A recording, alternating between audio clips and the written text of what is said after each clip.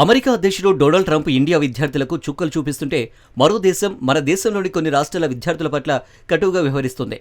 భారతీయ విద్యార్థులకు అంతిమంగా కొత్త కష్టాలను ఆస్ట్రేలియా తెచ్చిపెడుతుంది.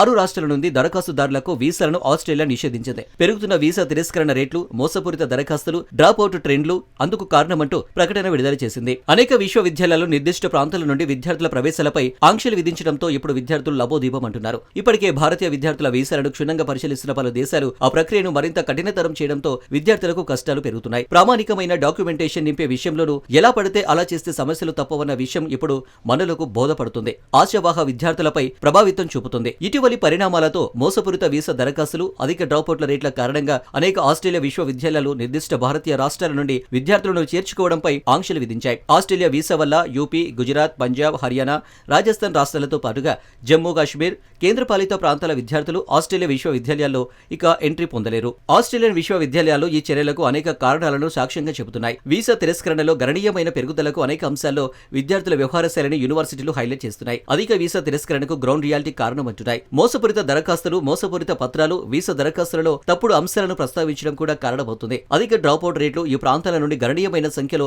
విద్యార్థులు కోర్సులలో చేర్చినప్పటికీ తర్వాత చదువును మానేయడం వలన వారి చదువుల పట్ల నిబద్ధత ప్రశ్నార్థకమవుతుంది. పలు రాష్ట్రాల నుంచి ఆస్ట్రేలియా వెళ్తున్న విద్యార్థులు సీరియస్ గా చదవడం కోసం కాకుండా టైంపాస్ కోసం వెళ్తున్నారా అన్నట్లుగా గణాంకాలు వెల్లడవుతున్నాయి. సరదా కోసం ఆస్ట్రేలియా వస్తూ చదువు కోసం అంటూ చెప్పండి, నడి మధ్యలోనే ఇండియా వెనక్కి వెళ్లడం లాంటి వాటితో యూనివర్సిటీలకు కొత్త సమస్యలు వస్తున్నాయి. అందుకే కొన్ని రాష్ట్రాల విద్యార్థులకు ప్రవేశం లేకుండా చేస్తే అంతా సెట్ అవుతుందని ఆ దేశ వర్సిటీలు భావిస్తున్నాయి. భారతీయ విద్యార్థులను వద్దంటున్న ఆస్ట్రేలియన్ విశ్వవిద్యాలయాలను పరిశీలిస్తే వాటిలో వెస్ట్ సిడ్నీ యూనివర్సిటీ ముందంజలో ఉంది. పంజాబ్, హర్యానా, గుజరాత్ ప్రాంతాల విద్యార్థులతో డ్రాపౌట్ రేట్లు ఎక్కువగా ఉండడంతో ఆ ప్రాంతాల నుండి నియామకాలను నిలిపివేసింది. ఎడిత్ కోవాన్ యూనివర్సిటీ పంజాబ్, హర్యానా నుండి అండర్ గ్రాడ్యుయేట్ విద్యార్థుల నియామకంపై నిషేధాన్ని అమలు చేస్తుంది.